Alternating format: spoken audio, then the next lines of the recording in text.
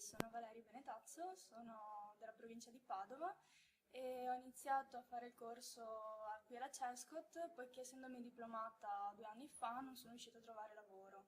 Ho iniziato a fare la garanzia giovani e sono stata chiamata appunto dalla CESCOT che mi ha proposto di fare un corso qui a Padova e successivamente a Monselice per addetto vendite fiori e piante.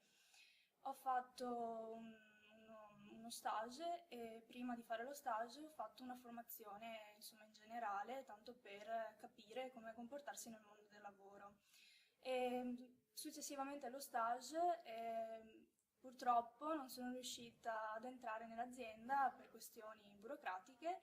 Comunque sto progettando di aprire una fioreria, sì, insomma, mia personale, poiché ci credo veramente nel corso che ho fatto, anche perché ho scoperto di avere un talento che non avrei mai immaginato di avere, e quindi vi dico e vi sprono ad iniziare anche voi ad iscrivervi alla Garanzia Giovani per iniziare a fare un progetto, insomma, che vi potrebbe catapultare nel mondo del lavoro.